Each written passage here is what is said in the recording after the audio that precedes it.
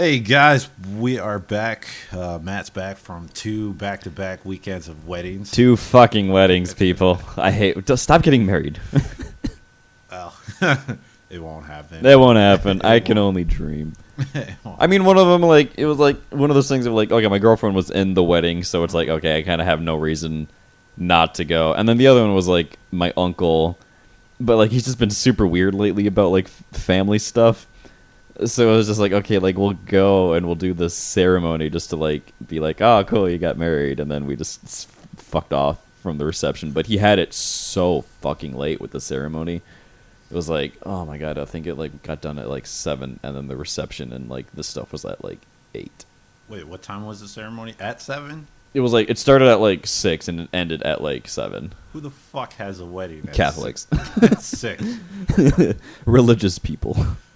Dude, I've done so many weddings, and it was never at 6 o'clock. Yeah, logically, it wouldn't. And some of them were a lot religious. Yes, logically, the wedding shouldn't be that fucking late, and the reception shouldn't be that fucking late, or starting at that time. Wow. So, Yeah, but what do I fucking know? Starting. Jeez. Yeah, the reception, going at 7 or still being on at 7. Okay, makes sense. You party until the late night, and everyone's having a great old time. Starting at 7, and then that's not even including the toasts and the food and shit yet. I was like, oh god, I can't. I gotta go home. Can't do it. Wow. Yeah, and it was a drive to get out there too. So it's Where was it? fuck. It was Shoreview, and since we're in Rosemont, it's 45 minutes, 45 minutes to get there. Was it a barn wedding? No, thank God. It was at a church, but I fucking hate barn the weddings. one that my girlfriend was in was a barn wedding. Ugh. So it's oh my God. It's that was another hour trip, but Yeah. whatever. It's fine. It's for her friend. She got married. Everything was great. It wasn't as redneck as it could have been, so I was happy about that. So, yeah. I fucking hate barns. It's so the audio is terrible. Also, the DJ was so shit at the one wedding we went to. The speakers kept peaking every 20 minutes on the dot. So they had to rush over, turn the music down, turn it. I was just fix the fucking cable or whatever fucking issue you're having. Yeah, because you're having some kind of hardware malfunction. You probably wouldn't know the company. I don't remember off the top of my head. It was the same one that did my girlfriend's sister's wedding a handful of years ago. And even that was just the bare minimum of, oh, we didn't fuck everything up. Do you remember what they had for lights? No. Fuck. It's dance floor lights. I don't know. Well, I know, but I mean, if it's I didn't see a brand though, so if that's I'm not talking brand, but as far as there's, they have the crystal ball in the middle, little dome, it's white and then it has dome and it has lights going in. You have two spotlights aimed at the. Oh yeah, we didn't have nothing like that. Okay, so then that's not the company I worked for then. Okay. I was gonna say, I feel if we did your company, it would have been a much better experience, but or literally anyone else. Maybe. Well, I mean, I don't work for them anymore, but still, yeah, because that was kind of the issues I had. Turn the music up. It's fucking loud as it is. It's loud as shit, and I can't hear anyone, and the speakers are gonna pop. But okay. Yeah. But other than that, I guess you had a good time. Okay. Time. Yeah, like I said, the food was actually decent for a wedding of that style. The catering wasn't terrible, so that was fine. And I got to hang out with some of the people that live up there that I'm decently friendly enough with and can tolerate.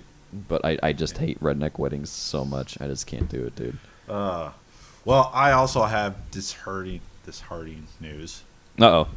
Somebody got canceled. Ooh, who got canceled? Tara Strong. She's no longer going to Ohio. Oh, what happened? They don't say on there, but she's no longer going to GalaxyCon Columbus.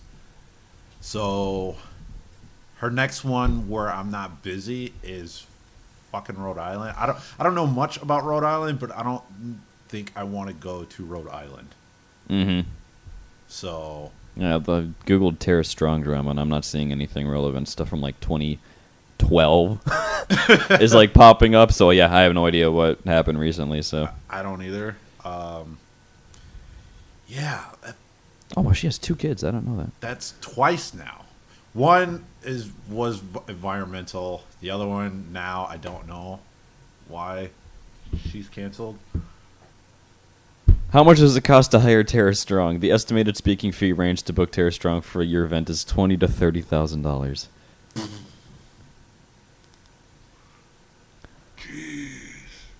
Okay. I mean, I get. I mean, sure, like she's got the clout to do it, but Yeah.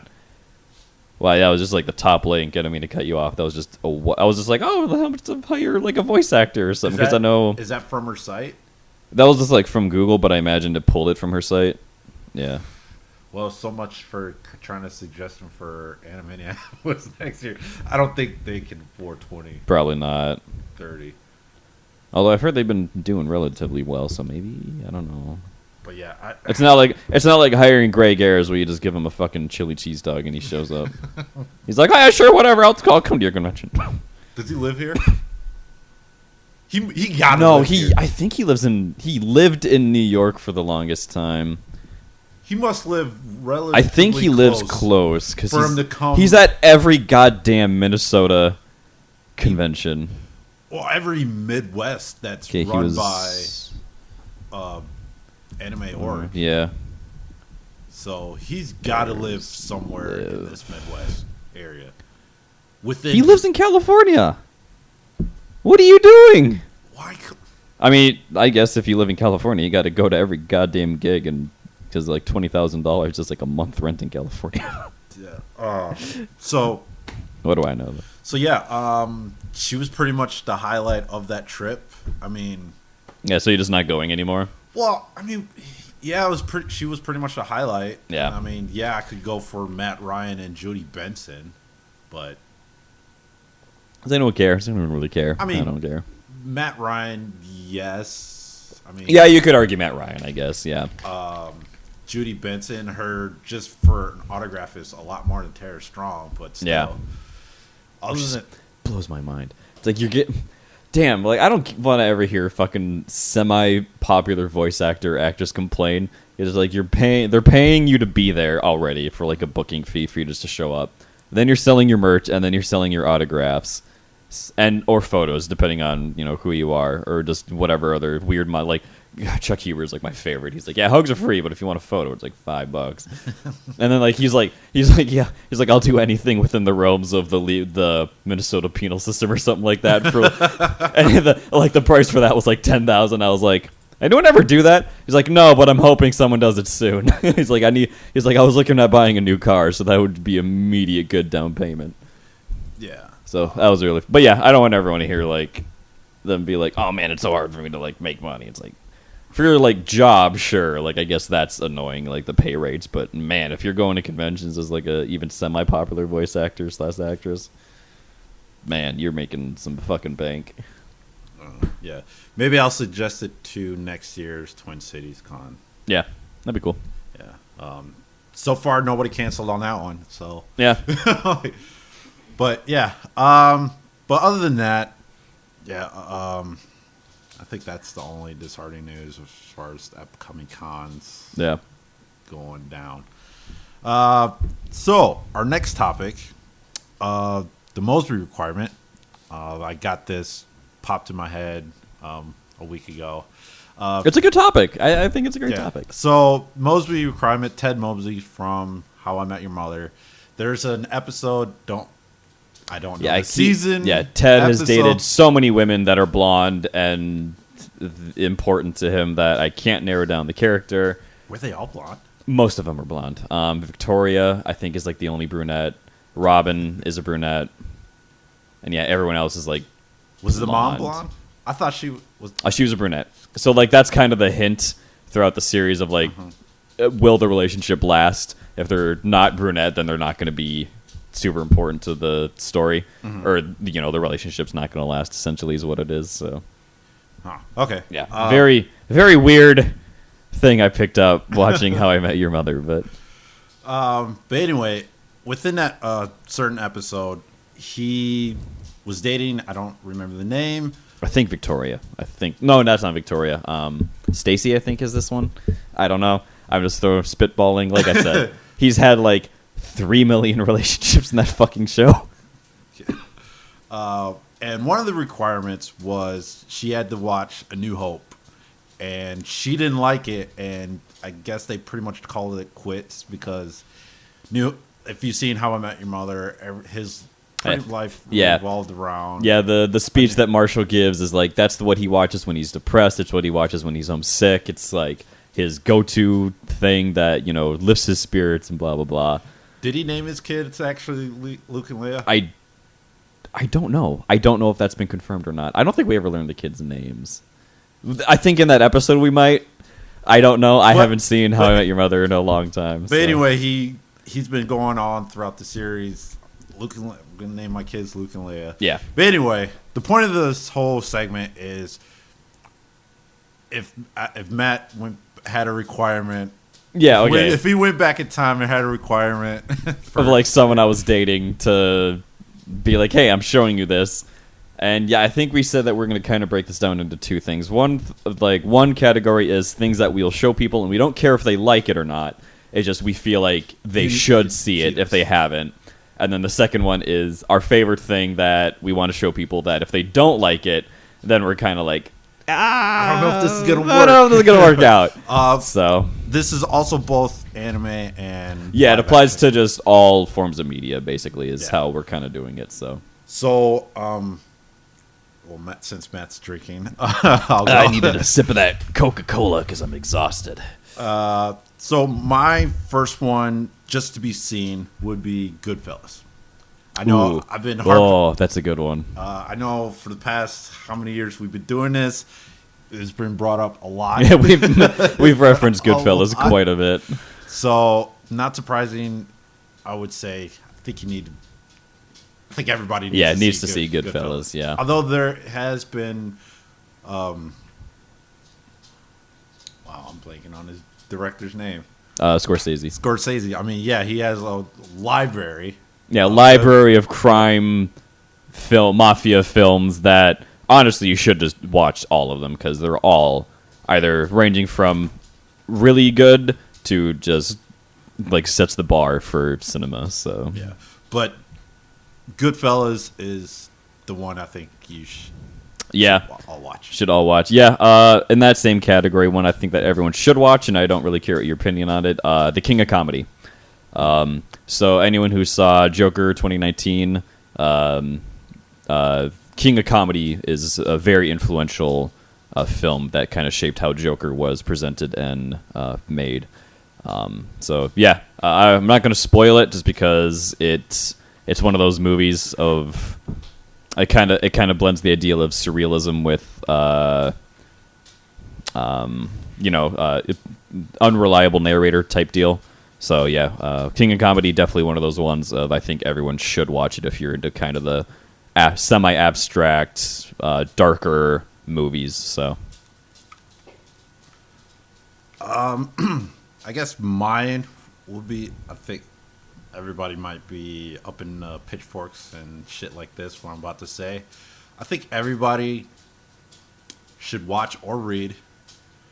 Minus the fillers and shit like that. If you could cut out all the fillers and not backstory but flashbacks, One Piece. I can see it. Yeah, if you're a fan of anime or like just adventure stories in general, I think I can see One Piece being on that list for sure. It's a slog sometimes. It is. But I mean, if I had a 3-ring binder and I gone through it before I give you, like if you're gonna watch it, here's this. Yeah, here's like the list of episodes you need to watch.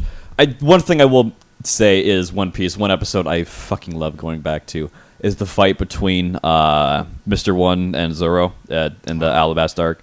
I think that is like the prime example of Oda's character development, like mattering and like just being almost damn near flawless, honestly. So I think his worst arc ever is the Dressrosa. Ooh. It's like three. There's like three. I can see that. Yeah. Flashback arcs in that overall thing, and just the anime alone was 2 years long. Holy shit! It was insane. Holy shit!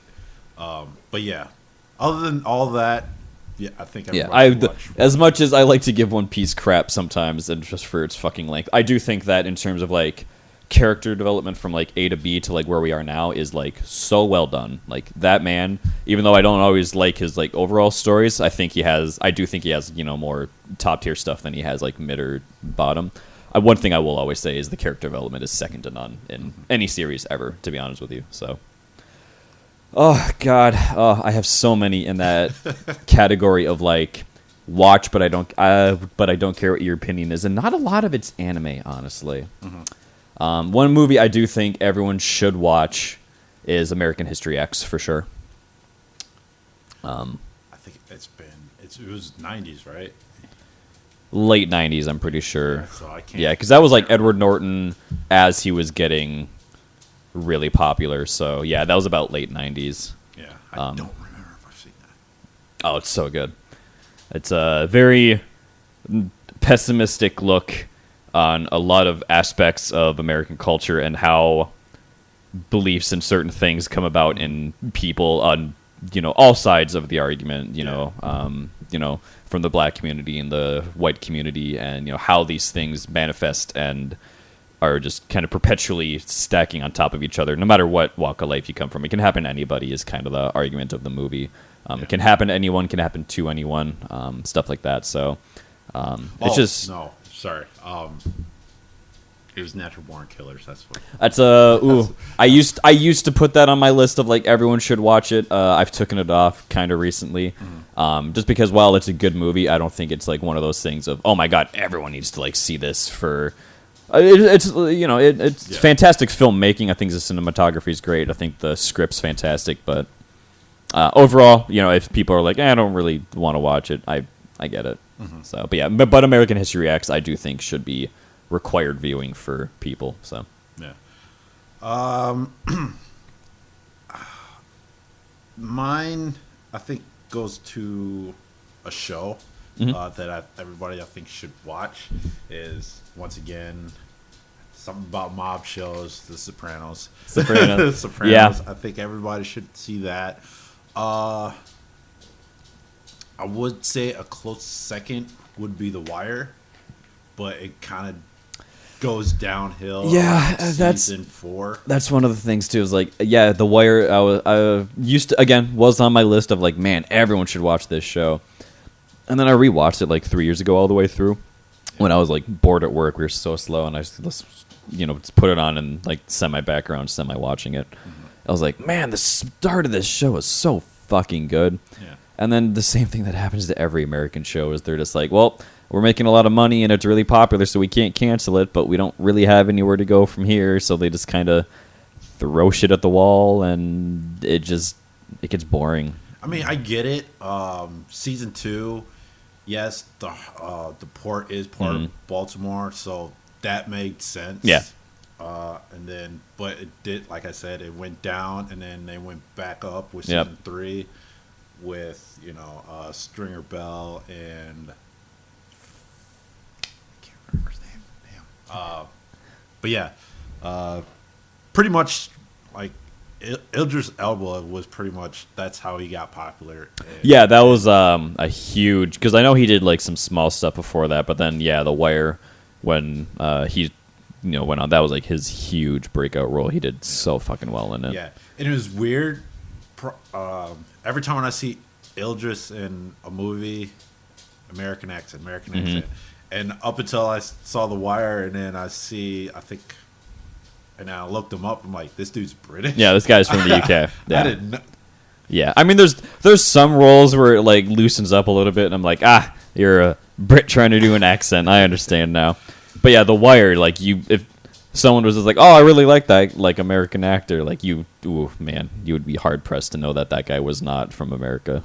But going back to The Sopranos before I get talk about The Wire and how fucking great that is. But yeah, The Sopranos, you see a lot of arcs in that Yeah. series, especially Chris Moltisanti.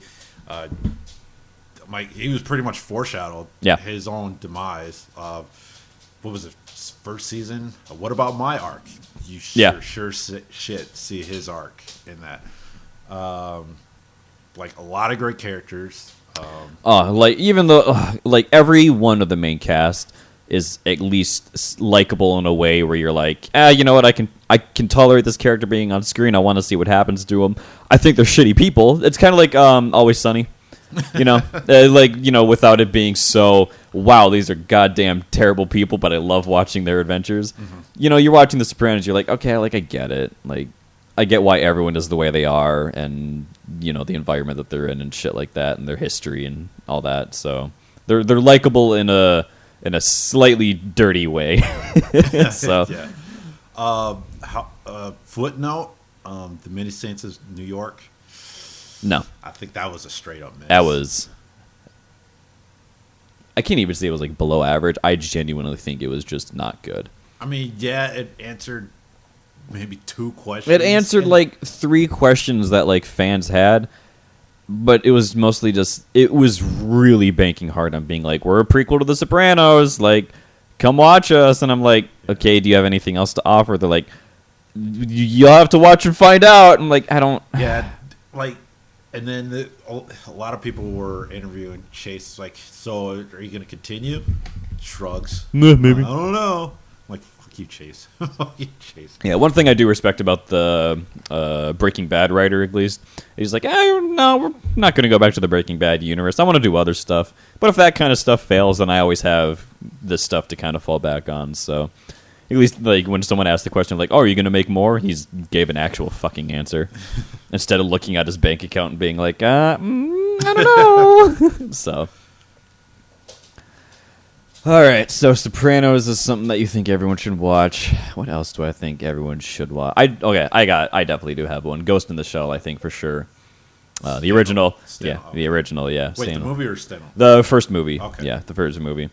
I think that's definitely, if you're anywhere close to being a sci-fi fan, I think that is such pure sci-fi at its core, and the characters are all so interesting, and we don't learn a whole lot about them. But I think that's like why it's so good, is because you can kind of just fill in the gaps with the conversations that they have. And I think that is such a nod to what good writing is about. You don't have to have 12 episodes of backstory for a character to care about them. We just need good dialogue delivered well, and like the voice acting is also phenomenal in that movie. So yeah, if you're a fan of sci-fi and you haven't seen Ghost of the Shell, I don't think you're a fan of sci-fi, to be honest with you. So, mine, it's a bit of a toss-up for everybody should watch. So toss-up as in like everyone should watch, and you also think like if someone watching it doesn't like it, you can't like associate with them, no, or just like you understand why, or you don't necessarily think it has to be on that list, but you argue for why. Is that kind of what the situation is? Yes. Okay. It's a movie. Because I'm running. You know what? So I'm gonna take this one over to what I was thinking. It's a movie. Don't remember the year it came out. Ninja Scroll. I think everybody should watch Ninja Scroll. Ninja Scroll. Oh my! I have to look this up. I think I know exactly what fucking movie this is. 93. Was it 93? Yeah. So, yeah, I think everybody should watch it. Is this the super violent one? I don't know. I think it is. Everything is violent. I'm like, 90s, yes, 90s anime that came out on VHS and shit. They're just like, you know what? Let's just do whatever the fuck we want. So, I mean, if I see something violent, I wouldn't. It's just violence to me. No, like, I'm not, criticizing it for being violent. I was saying, is this the one that like people are like, wow, 90s anime was fucking brutal, and I think it might be, but. What am I looking at? What am I looking for? If it comes up. But yeah, just the Ronin style art, and then him just just going through town. It's almost, again, it's been a while, but it's hard to explain what's going. If you've seen Ninja Scroll, you know what I'm talking about. Hopefully, Yeah, well, to kind of go on, it's so strange because if you watch Ninja Scroll, I know some people like online that have reviewed it. They're like, "Oh yeah, it's a lot like the spaghetti westerns of like the '60s and '70s and blah blah blah," and then, which is so funny. It's like this is why media is just fascinating to me because samurai movies and western movies are like basically the same fucking thing. Like they influence each other and they go off each other and they're one and the same. And Ninja Scroll is kind of one of those things of like peak. This is a samurai movie, but if you replaced all the weapons with guns and you moved it from feudal Japan to the Old West, you wouldn't have to change a whole lot. no. Like it is so fascinating to me to hear that. So, but yeah, you think everyone needs to watch Ninja Scroll? Yeah, Yeah, I understand that. yeah. It's a good movie. It's a good movie. Speaking with the samurai theme, also sticking to a movie, Sword of the Stranger. It's a fantastic samurai movie. The Ronin, the Ronins, when you're a dishonored samurai, you're like, you don't have a clan. It gets caught up in, by pure circumstance, this weird conspiracy between clans to overtake power, and the only reason he's involved is because a kid happened to find him sleeping in a abandoned cabin, and he's has this whole deal of he won't draw a sword, and why is that, and blah blah blah. Like we learn that throughout the entire movie, and why he's a disgraced Ronin and everything like that.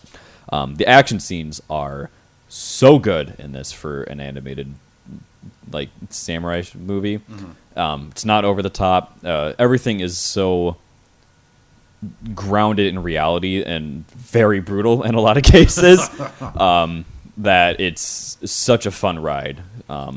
So if you're into like non over the top, like people aren't shouting special moves, the end fight scene is just a minute and a half of one guy who just wants to fight the best swordsman in the land, and the other guy who's just trying to redeem himself in his own eyes, like just trying to fucking murder each other.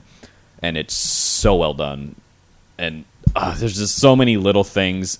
Like there's so many like quick shots of like close-ups and how the swords clash and how they move on the ground and the snow and everything. It's so good. Everyone, if you like action movies, if you like samurai movies, I highly recommend. I really think you need to watch Sword of the Stranger if you haven't. Okay. My next would be a trilogy. I think everybody should watch the Ocean's trilogy. Okay, I can kind of get behind that. They're amount, fun movies. It really is. They're fun. Just that cast alone, just the star power alone should just bring you into theaters. Yeah, I mean that was like the huge selling point. It was. I'm surprised they haven't done a real fucking spin-off. Or a movie, or like a series. Or I'm very surprised they haven't done a series. Like, I'm surprised they didn't do a spin-off with Matt Damon's character. Yeah, him alone is an interesting character. Like, they're all fascinating. Yeah. Even though we don't, learn about necessarily all of them deeply. No. You have this... God, he's like, what? He's like a professional pickpocket that's the son of, like, the police commissioner or something like that. He's the son of, like... another thief, but his cover is an FBI. Yeah. Okay, thank you. And his mom is also a thief or something like that. Also, I don't know if she's a thief. She just she knows. I think they do she's in like another agency. She also does criminal stuff and then has a cover of like important government official. Yeah. I think I think it's a throwaway line. I think she's like a master forger or something, like a check forger or something like that. I think that's what she does. Someone can please correct that if anyone comments. But yeah, it's a very quick throwaway line of like, what would your mother think of? And like, mom's busy doing this, and like you're just kind of like, wait, what? And then they move so fast past past that line. You're like, wait a minute, what? Your mom is also like a super criminal. So it's like, yeah. So, but instead of that, they do Ocean's 8 that focuses on Danny's sister. No one gave a fuck at all. Like, yeah, I feel like, man, you could have just focused on Matt Damon learning to be a criminal, or being the leader. That making his own heist, for some important reason, and blah blah blah. There were a lot of opportunities in the Ocean's world, I feel. And it was kind of hinted that Danny had kids at the age of 13. Yeah. And there was the potential right there, but no. No, it has to be like a relative instead of just the kids. But whatever. We're not Hollywood writers or producers, so what do we care? Yeah. Yeah. Oh god, that was like the peak of George Clooney's charisma before he just like faded into not doing anything relevant. But yeah, one thing. Yeah. God, I always point to the Ocean's movies of how to bring multiple big stars to a role and not have everyone trample over each other. Because like if you look at behind the scenes, everyone was just having a fucking blast. Like so much of that movie was improv, and everyone just gave everyone their lines and their space to do stuff, and everyone worked off each other. No one was trying to like be the star. So it's fantastic. And then you compare it to like Ghostbusters 2019, where everyone's trying so fucking hard to get the spotlight on them, and I'm like, which one was that? No, the all-female one. Okay. Yeah, and I'm was like, that 2019 or 2018 or 2016? Maybe. I don't fucking know. I don't care. The point I'm making is like the Ocean's movie is how you bring a lot of star power together, and then the Ghostbusters movie is how you don't do something like that, because like they just gave them so much free reign to just do shit, and barely anything was scripted and blah blah blah. And I'm like, that's fine, but you still need a strong script to fall back onto when the improv fails. Yeah, that's why MIB International failed. Because that movie was shit. They had no fucking script on that. I didn't watch I'll defend Men in Black 3, though. I like Men in Black 3. I didn't even watch that one. It's not great, but it's fun. No, not 3, but International. International, yeah. I watched like half of it. I was like, this is so fucking boring. And like, I was excited. I'm like, holy shit, they're coming back with another Men in Black. Yeah, and then, I was so hyped. And then I watched the trailer, like, and then I hear the reviews, like, okay, never mind. Never mind. Yeah. Speaking of Men in Black, while not in the camp of a movie I think everyone needs to see, the first Men in Black is in the other camp of if we watch it and you're just like, that was okay, or I didn't like it. We're might not return your text the next day. So I fucking love the Men in Black. I fucking love Men in Black. I think it's such a good movie. Tommy Lee Jones and Will Smith. You have just this over the top funny man, and then Tommy Lee Jones playing this dry as shit humor, straight laced, mentor. I think he just fits that role perfectly. And this was kind of back before everything was super duper CGI, so they still had stuff to act off of. Things are relatively. I mean, the CGI doesn't hold up super well, but the other special effects really do. Like when the Bug takes off the suit, like half of that's practical effects, half of that's CGI. And it still grosses me out to this day when he like rips open his skull and he's like, "Hold on, I'll put my hands on my head," and like fucking rips it off, and I'm like, "Oh god, the noise it makes is terrible." God. And Men in Black, honestly, Men in Black 2 goes in that. That's like a much worse movie, but there's so many things about it that I think are great. Just like, why do you think you're so comfortable working here? Nearly everyone that works in the post office is an alien. It's so great. I love it. All right, let me ask you this question. Mm-hmm. Who do you like combination better, Will Smith and Tommy, or Martin Will? Will Smith and Tommy. Okay. Yeah. Okay. Yeah. I think Tommy Lee Jones just brings something very specific to that role that not a lot of other people could nail. So. Okay. For me, that's kind of have to like if you're going out with me. The first one would be Psyched. Ooh. If you don't find any of this funny, it's so good.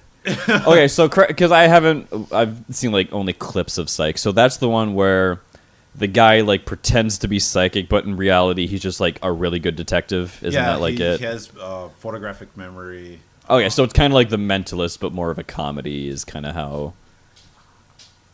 I haven't seen. You haven't seen The Mentalist? Okay, I love The Mentalist. It's a relatively similar concept then. Yeah, he has photographic memory. He's almost like Monk, but not like OCD or like neuronic or something like that. I can't remember.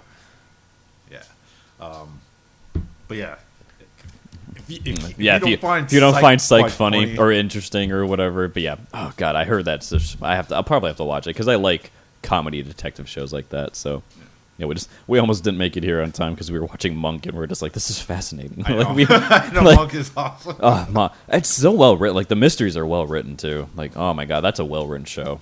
Yeah. Some of it doesn't. Like, we're watching the one where Mr. Monk goes to Mexico and they're just like portraying everything as like dirty and like behind the times and like incompetent. I'm like, okay, this doesn't hold up fantastically. Maybe we shouldn't. Okay. But gotta get out of here. I'm so thirsty. Yeah, I'm so thirsty. It's like, do you have this bottled water? They're like, no, we have all of these same things. They're like, okay, no, I'm good. They're like, well, it's the same company. They use the same water source. It's just a different brand. It's like, no, I don't want it. I'm like, Monk, please. You're going to die. Oh, man. Monk's pretty fucking good. I like Monk. Oh, God. What's another thing that if someone... can I just say anime in general? Like, something that you have to like to be with me? Because, yeah, that's like that's still my primary form of entertainment is anime. So... yeah, I mean, I'm going to cheat and put anime as a category into there, too. Yeah, if you're not, like, into watching it or, like, can tolerate it at the very least, then, well, we'll have to look elsewhere. Yeah. For me, a movie that you have to like is Scott Pilgrim versus the World. Oh, God. Yeah, that was going to be my next one, honestly.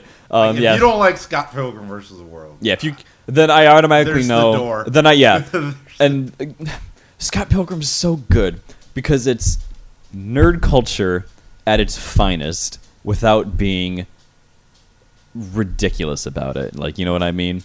Like, some of the jokes, like, you have to be semi-intelligent to get some of the joke. Not like one of those things of, like, haha, if you don't laugh at Scott Pilgrim, you're dumb or anything. It's just some of the humor is, like, you have to be able to really quickly think about a lot of the meaning of the jokes and stuff like that.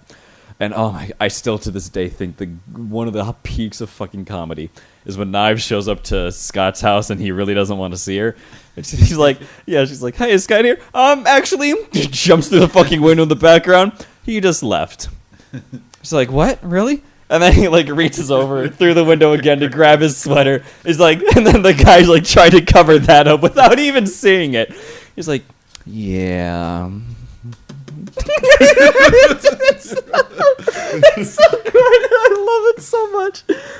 Oh, peak. Or he's like sleeping with his gay roommate, and his roommate has a guy over, and then Scott's like asking for advice, and they're like, "Yeah, man, you just gotta like go do this and this." I'm like, "What?" This is my super extra. What the Uma Thurman movie? What? Double standard. Double standard. It's so good. I love it. Scott is fully aware his last haircut. 3 hours right before his breakup. Or like the Battle of the Bands. That's just a fun sequence. All the fights with the exes are great. There's such high energy. There's such great comedic timing. Michael Cera, I swear to God, wandered onto set and like didn't realize they're auditioning for Scott Pilgrim vs. the World. And they're like, "Oh, Michael Cera, like, are you here to audition?" And he was just like, "Yeah, sure." No idea. Oh, man. Also, if people haven't done it, please read the graphic novel. It is also phenomenal. It is. The game, however, you definitely need multiple people. Yeah, don't play that alone. Play it, try and get 3 friends together, make a day out of it. That's a fun game to play with 4. You're all just shouting at each other, and it's just chaos. Yeah. But if you're playing with one person, you're like, it's a beat 'em up with Scott Pilgrim characters. That's about it, so. A movie that you don't necessarily have to like. It's kind of in between the two. The secret third camp. Yeah, I know. I mean, it's kind of because I really like this movie, but at the same time, if you don't like it, it's Black Dynamite because it's a parody of. So like the recent, like the old school Black Dynamite, or like the new Black Dynamite. Michael J. White. Okay, Michael J. White. Yeah. That's a good movie. Yeah. Michael Ja White. Ja White. Yeah.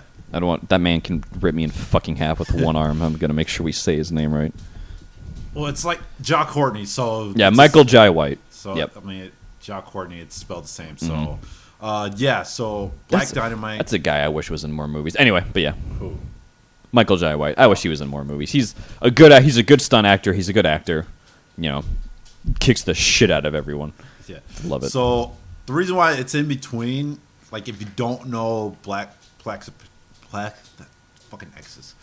Yeah, 70s, 80s black exploitation is what that was. If you haven't seen any of those, it's kind of a parody of It that. is. So if you don't know if you haven't seen Superfly, The original Black Dynamite. original Black Dynamite, Coffee. I think it's Coffee, yeah. Yeah, any of those. Yeah. It might go over your head, but not really. Well, the argument I make for like you don't necessarily have, if you're aware of what blaxploitation is, then you're still going to be fine watching the movie because it's like it's almost not even like a parody in a way. It's just a blaxploitation movie in recent time. Yeah. But it's done in a way that's not like, oh, we have to make sure we get the black audience to watch this. It's just a good movie that just happens to be made primarily by black actors and a black director and everything like that. It's just like this perfect time capsule almost of the 70s, 80s, and you could argue 60s too. I think it started in the 60s of just this ridiculous time in film history of so many different exploitation movies. And so, super quick history lesson, or a Hollywood history lesson. Exploitation film basically means that there's like a trend or a certain topic, and people just make shit ton of movies about it. Whether they're good or bad doesn't really matter, as long as it hits these check boxes. It can be considered like exploitation. So, like in certain risque film industry, nunsploitation was a thing for a while. There was Nazi exploitation, shit like that. So basically anything that focuses on like that certain topic. And yeah, the new Black Dynamite I think is just so good. In not like it pays homage to blaxploitation. It does. And it satirizes it like perfectly. Yeah. It's so good. So yeah, like the boom mics intentionally being in the shot and people just kind of being like, "What do we do? Like, do we just keep going?" Militant Stern turns around. Yeah. Oh my god, it's so good. Like, yeah, like sarcastically, I am. Yeah, like the intentionally stilted acting to like replicate these people that they basically just pulled off the street to be actors and shit. I think that definitely goes in both camps. I think it deserves to be in both camps for sure. So, not unless you got one. Yeah, I do have. I think just one more off the top of my head. If I really sat and made a list, I could make like probably top 10 of both. Yeah, I think in terms of movies that you have to be into, Jaws easily. Okay. Yeah, Jaws goes in that for sure. I think it is. It's been a while since I've seen fucking Jaws. Right? Someone pointed it out to me in a conversation I had not too long ago. Jaws isn't a movie about the shark. It's about the three guys hunting the shark. Yeah. And there's such a the perfect monologue scene, to ever exist in a movie, as far as I'm concerned, is when Quint is talking about his time on the USS Indianapolis and talking about the sharks, and I didn't know this, but it makes so much sense. So they had to like reshoot that scene due to whatever reasons. And when in the background you can see Richard Dreyfuss before it as it's zooming on Quint, and he's just like sitting there with like his mouth open and like a gape. Like that wasn't in the script. He was just supposed to kind of sit there and like listen intently. Mm-hmm. Richard Dreyfuss was genuinely sitting there like, holy shit, this is like phenomenal acting. Like he was genuinely shocked at what he was like witnessing. So that's fantastic. And it's a filmmaker's movie in terms of like, why don't we see the shark more often? Well, behind the scenes, the shark barely fucking worked. So it was a goddamn pain in the ass. So, Steven Spielberg and the scriptwriters were like, all right, let's rewrite and do this movie, and let's focus on the three men that we're with instead of on the shark just eating people and, killing people and shit. And it's so many things went wrong that then turned around and everything going right. It is. If you're interested in filmmaking, I highly recommend looking up, the making of Jaws and everything like that. Also, just if you're interested in like what made the summer blockbuster idea, definitely check that movie out. And if you don't like Jaws, I kind of don't like you. Yeah. Speaking of, I'll do this. I'll do my last one as we can't get along. If you haven't watched this, speaking of Spielberg and Tom Hanks, Forrest Gump. Okay. Like if you don't like this movie, like it's such it was Soderbergh, right? He directed it. It wasn't Soderbergh. But yeah, if you have, it was either between Forrest Gump or Saving Private Zemeckis, Robert Zemeckis. Yeah, also a great filmmaker. Yeah, it was either Forrest Gump or Saving Private Ryan. Military in itself is kind of hit and miss depending on who you are. Well, one thing I will say is Saving Private Ryan is one of the very few military movies I've seen that doesn't like go America, fuck yeah, the military's fucking awesome.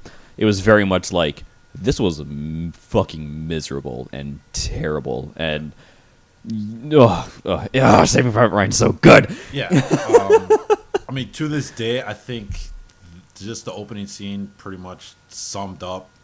That is still the best 12 minutes of an opening to a movie. Yeah.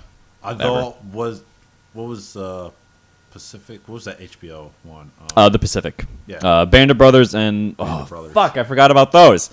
Those are also two on the required watching. You have to watch Band of Brothers. You have to watch the Pacific. But yeah, so yeah, like I said, it was pretty much a toss up between Forrest Gump or Saving Private Ryan. Mm-hmm. If you're not, I wouldn't say if you're not big in military, I think Saving Private Ryan is more.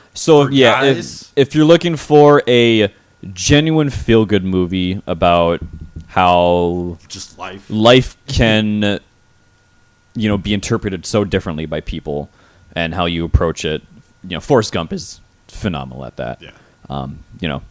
Didn't he win an Oscar? I don't think he did. I don't remember. I think it won. I know he was nominated. He was for sure nominated. I don't know what Forrest Gump won or was nominated for off the top of my head. But yeah, and then Saving Private Ryan is if you're looking for a gritty, pretty realistic concept of what war actually is like. From any perspective on, obviously you don't get a huge showing of the German side for obvious reasons because that's not what the point of the movie is. A scene that I unfortunately have to skip in Saving Private Ryan just because it is so gritty is when they're it's one of the last scenes when they're fighting in the town defending the bridge. It's when the German soldiers are fighting in that small house with the two guys and the knife scene, the knife fight. Okay, yeah. I skip it, or I'll look away and I'll mute the movie or something like that. It is so well acted. It is so well portrayed. It is brutal as shit. It's so fucking hard to watch. Yeah. It is hard as shit to watch that scene, and that means it's a good fucking movie. Yeah, it's hard to watch for the right reasons. I'll put it that way. So, and the Forrest Gump is so easy to watch. It is. You're just like, yeah, all right, go Forrest. Go ahead. A date movie night, and after watching that, and you said, "I don't like that," I'm like, the only thing I can defend like a criticism of Forrest Gump is if you say like, oh, I kind of thought it was boring, but it was interesting. That I can understand because like. All it is good. I mean, not necessarily good. He works for almost everything he gets and stuff like that. I can see the boring argument, but for the most part, it is still a great fucking film. Yeah. So, all right. So that took that's a topic that you can really talk about and go on about. Man, Jesus, I thought we'd be like, we'll talk about like 2 movies and then move on to everything. Man, yeah, that's a fun topic to talk about. We might have to revisit this, and actually make an itemized list. That might be interesting to redo. Yeah, we'll look into that further down the line if there's nothing else. Which there's always something. There's always something. So next thing that came up. CNBC came out with America's top states for business. Here's full listing. In that list, that has workforce, infrastructure, cost of doing business, economy, life, health, and inclusion, technology, and innovation. Last one is business friendly. The only reason why this came up because I was looking on Not the Onion, and the tagline was Texas is the second worst place to live, but it's top 5. Yeah, for businesses. For business. Yep. So again, this is strictly for. This isn't like the quality of life you'll have if you live there. This is if you open a business, what's it going to be like for you in these states? So yeah. And the top one overall is North Carolina. I was so surprised about that. Really? Yeah. Washington and then Virginia for top 3. Mm-hmm. The bottom ones. Oh God. Was Mississippi, shocker. Mississippi, Alaska, shocker, and Louisiana. Yeah, that again, those 3 didn't surprise me that much. Now, Hawaii's on here, which was a shocker for life.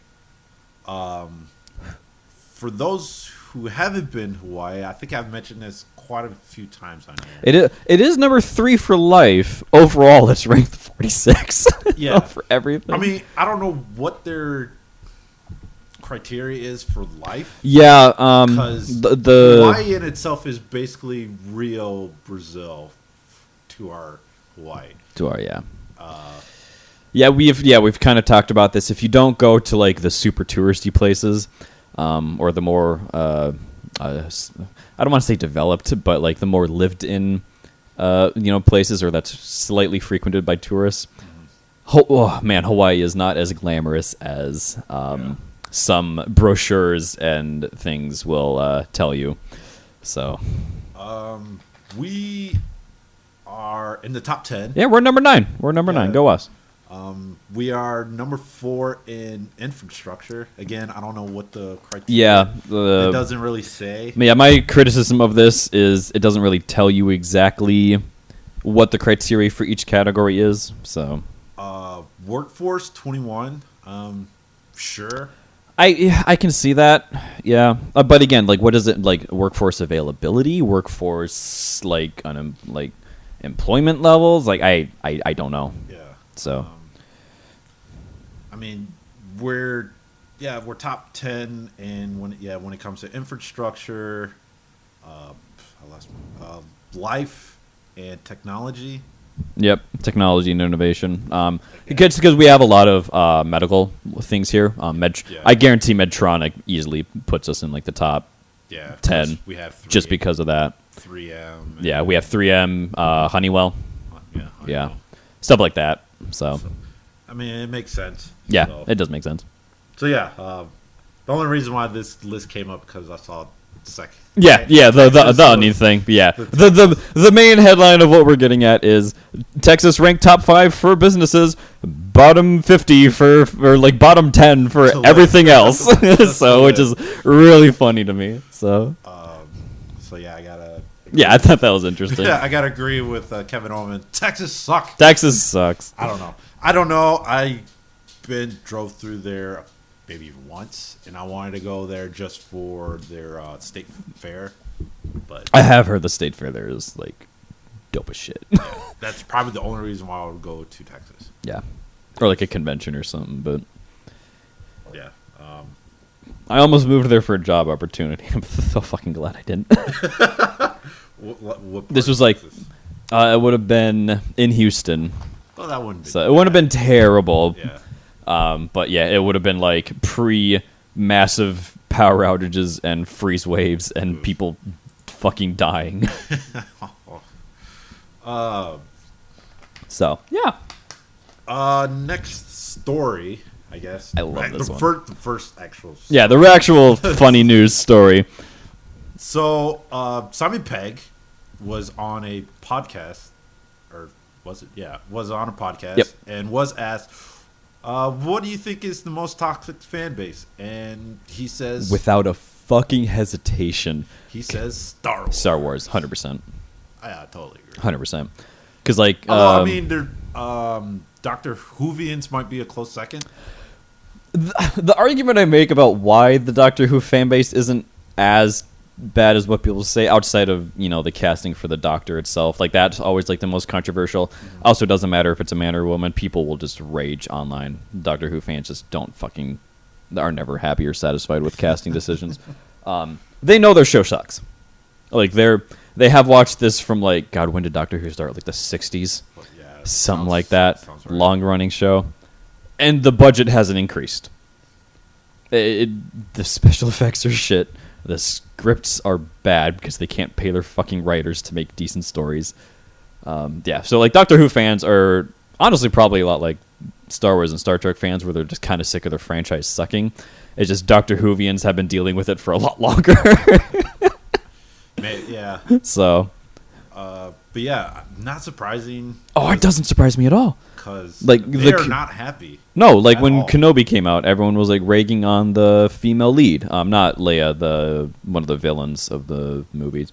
Like to the point where Ewan McGregor like had to go on fucking Instagram and Twitter and be like, chill the fuck out, guys. Like, what the fuck's... It's been one fucking episode. What is wrong with you people? And I'm like... Damn, like that's like normally most actors just like, all right, whatever, toxic fans, like to the fact that he felt he had to do that to try and get any amount of heat off the franchise and her, like really fucking says a lot about Star Wars fans. Yeah, I mean, but yeah, other than I can't, because he defended Star Trek not because he was in it. As far as they've been diverse since and that's the other, like Star Trek fans like have always been like, as soon as Next Generation came out, they're like, oh god, we have to go into the Kirk and Picard camp and blah blah blah. But they tend to like argue amongst themselves. Like that, like you know what I mean? Like even people that are like, oh my god, the original series is the best, can still find something in the Next Generation that they love, and vice versa. And you'll argue with another Star Trek fan, but overall you'll be like, oh yeah, both series are really good, and you understand why. Some of the more recent Star Trek shit, I understand people criticizing and hating because it is fucking awful. Star Trek Picard being one of them. Horrible. I don't have Paramount. So. I don't. I had it for a while. It was a trial run, and I was only to watch South Park. Yeah, and also Simon Pegg makes a great point as well. The reason Star Trek fans tend to be like that is because that's what Star Trek's about. It's about just learning new things and cohabitation with different people and shit like that, and discussing things instead of just fighting and blowing shit up. So yeah, it's very strange, or I shouldn't say it's very strange. It's very logical that Star Wars fans would kind of get that award from some people. So I know there's some in the anime community that are probably, you could argue, worse than Star Wars fans. I think yeah, like you could argue the Full Metal Alchemist Brotherhood fan base gets extremely toxic whenever they're not rated number one on fucking My Anime List or whatever. Like Jesus Christ. But yeah, I the fact that he was like semi-involved in both, and he just immediately was like, yeah, Star Wars fans are the fucking worst. I don't blame him one bit. Yeah. I mean, can you really say he was in it. He was like involved in something. I think he was like a producer or something. What, Star Wars? Yeah. No, he played like a creature. Oh, did he? Oh, yeah. I mean, but a lot of people played. Yeah, like fucking Daniel Craig technically was in Star Wars because he voiced a Stormtrooper line. Yeah. So like he's technically involved in Star Wars. So, yeah. But overall, which oh my god, it's so fucking funny. Like I know this is like supposed to be about the Star Wars fans in the news article, but you kind of forget how big like Star Trek was back in the day, because everyone was on that fucking show, from rock stars to like other really popular TV shows. Like half the cast of Cheers was in Star Trek: The Next Generation. Really? Yes. Many of them made a cameo as either an important character or just like a one-off thing. Like I said, it's been the 80s since I fucking seen it. Yeah, it's hilarious because they were shot in the same studio, so that's why. Oh. So that's why. Huh. They would just be like, I kind of want to be in Star Trek, and they would be like, all right, we'll write you a part real quick, and you can play this character. They're like, sweet. Make me up, baby. Yeah, there's like a really famous drummer that played like an alien. He was so like in costume and makeup up that you probably wouldn't fucking know it was him. Like he had a speaking role, so if you kind of like knew the band and everything, you'd be like, oh hey, like I know that. Any other Joe Schmo would be like, oh that's just a fucking alien. Yeah, yeah. I kind of wish the next. I don't want to say the next Abrams, but the next person would do a remake of Next Generation as far as movie trilogies go, because I just love that whole not cast but characters. Yeah, because I was kind of hoping we'll see a young Worf I really wanted to. In the last, I was like, Into the Darkness. I was like, as soon as they're like, when we see old Spock and young Spock, I was like, yo, we could like see like fucking the Next Generation cast when they're young and shit like that, or like when they're super old. Like, oh, bring it on! And then they just remade Wrath of Khan poorly. Yeah, that was like wow. When they brought on the Klingons, I was like, ooh, are we gonna see? Yeah, and then they're like, oh, the Klingons are fucking back. Let's fucking go, young Worf. Like alternate timeline where like he didn't get like abandoned on Earth and he's like grew up as an actual Klingon. Yeah. Like, oh, let's see that. Nope. I was like, oh. Mad disappointed in that prospect, but neither here nor there. So maybe, hopefully, within 10 years. Hopefully, I would like to see it. Last article of the day: Quidditch leagues are now rebranded as Quidball to further distance themselves from Harry Potter's author of J.K. Rowling. Seriously, for me, I honestly, if you want to distance yourself from J.K. Rowling, I think you should just then just don't play the sport. Play the sport. Like I know. I feel like we've covered this before. Where like you can't have your cake and eat it too in the situation. You either stop playing the sport altogether and or like stop officially playing it and then just let people make little fan leagues or whatever and have them play if they really care, and then they can rename it to whatever they want.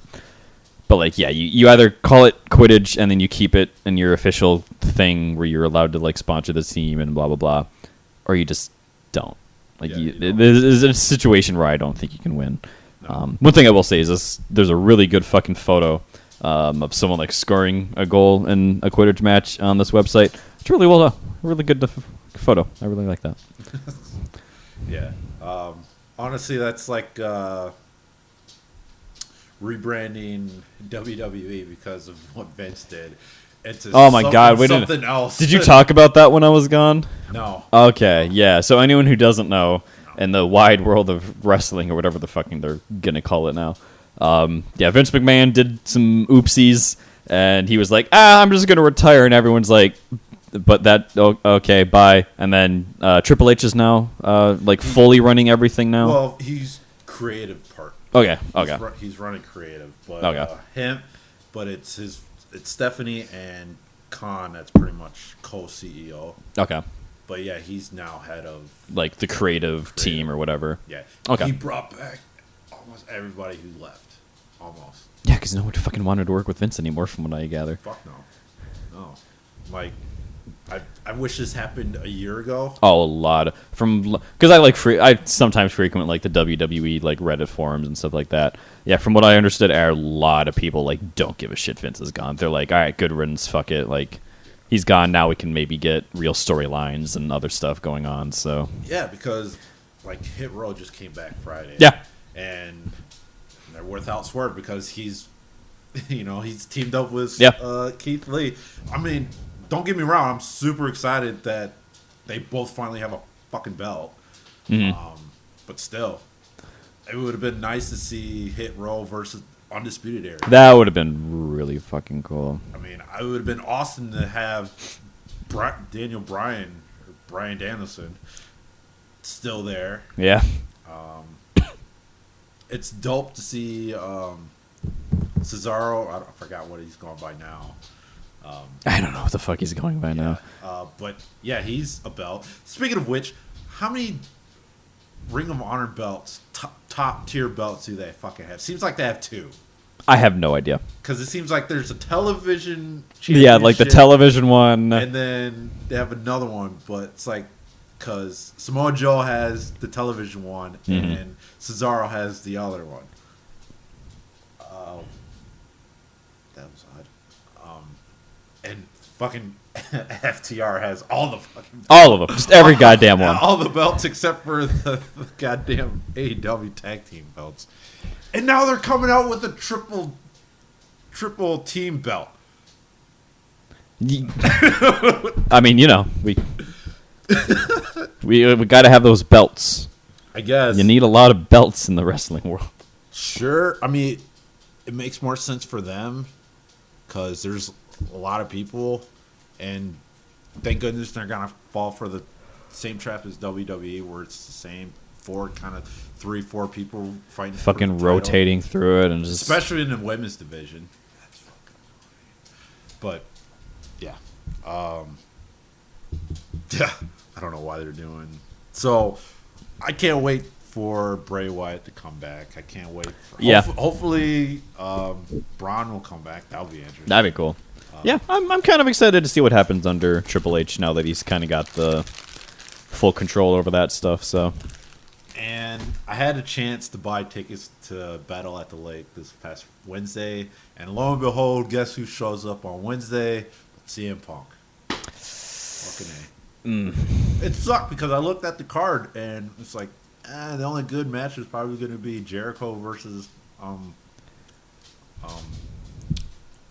John Moxley. Yeah. And then CM Punk just showed up. Yeah. Oh, that's kind of depressing. It is. I mean, but hey, All Out's next month. So. Yeah. Yeah. But anyway, on to reviews. Sorry, I'm eating gummy bears right now. First one is Secret Journey.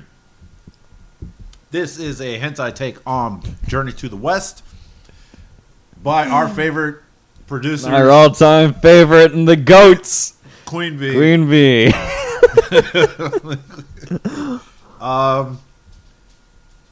This is a pretty good, interesting story. However, you should read it because it's further on with the story versus the only first 2 episodes. Yep. This is an actual interesting take. Yeah, for Journey to the West. I don't read Journey to the West and go, it'd be great, a lot more fucking. Yeah. The opening scene, however, it's pretty good. Hilarious. A bunch of monkeys with Son Goku is just Son Goku and a bunch of female monkeys, because I don't know if there is any male monkeys in this universe. Are just railing a bunch of Shotas because reasons. Why not? And female Buddha said, if you know the story of Journey to the West, just put her under a statue. That's the original story. Yep. But in this, she's pretty much just kind of chained to a mountain. Yeah. And then little innocent Shota Monk shows up, and she's like, hey, help me. And he's like, I kind of know who you are, and I don't think I should help you. And she's like, you're a fucking monk. Come on. Come help people. And so... Damn, yeah, and he's like, damn you for pointing this out to me. I'll help you. And then she's like, thanks. You're my slave now, and I'm just going to bang you. Until he turns the tides with some monk ring device, and just puts it on her clit. Yeah, because always some kind of monk device. Thanks for turning me into a sexual deviant. So now you're going to be in my control, and I'm going to bang you whenever I want to. Yep. And not the other way around. The old reversal card. And then we get to the second episode. Is she a pig? I don't remember ever companion in the actual story. Yeah. Because I'm confusing that with Momo. Yeah, I kind of that story I know for a fact. Because that one had a dog, pheasant, and monkey. Yep. This one was pretty much monkey, pig. I'm trying to think of all the characters in fucking Dragon Ball right now. Mm-hmm. And maybe I should read that story. Yeah, I might have to reread it. Yeah. But anyway, we meet the companions, and then more fucking ensues, and just any time that there might be something interesting in Journey to the West, just insert sexing. Yeah. Unfortunately, it does end with 2 episodes. Yep, they don't cover all of it, or 15 minutes. Yep, Which because it's Queen Bee, and yeah. they have about 8 seconds of original animation. Yeah. So they have to stretch that baby out.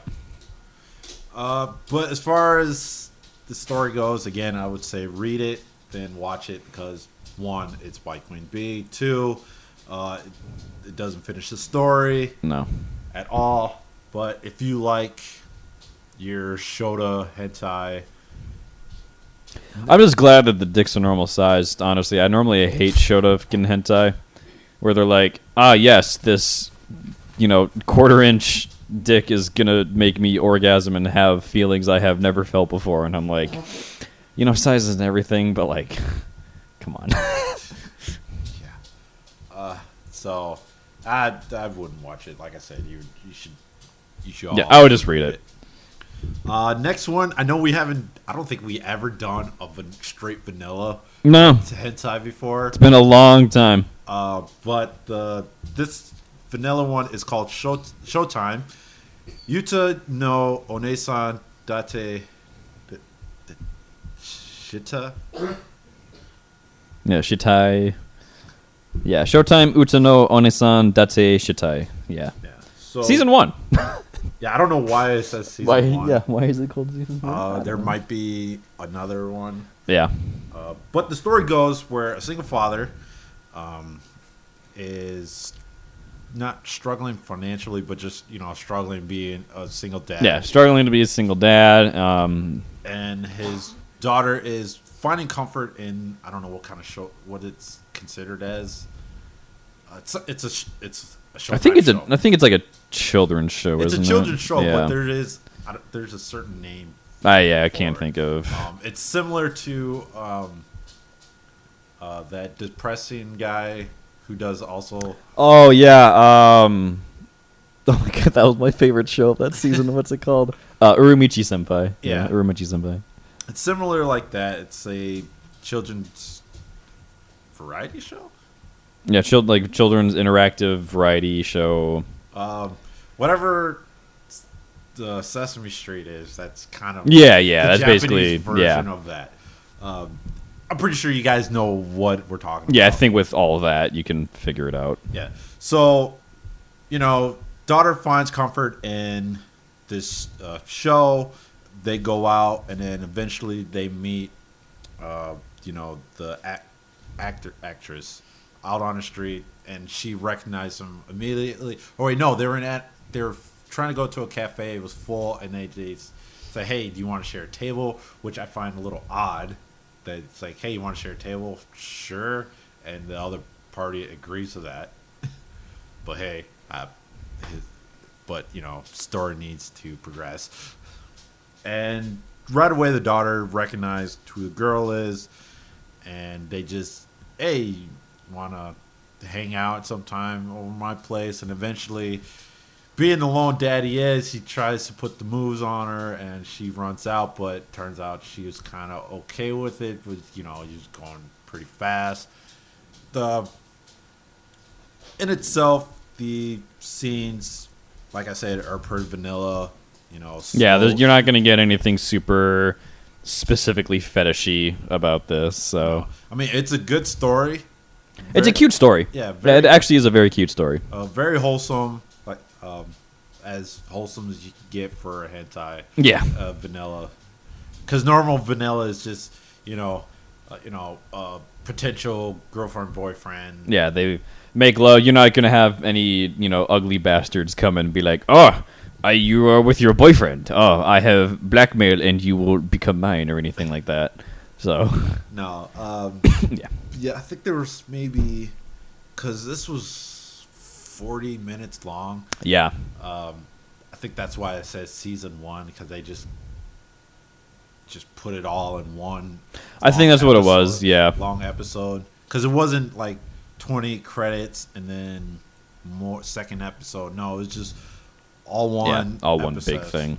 So I think that's why they consider it a season. Yeah, definitely made it better to watch. That's for sure. Yeah, I think throughout the whole thing, maybe there was 3 sex scenes.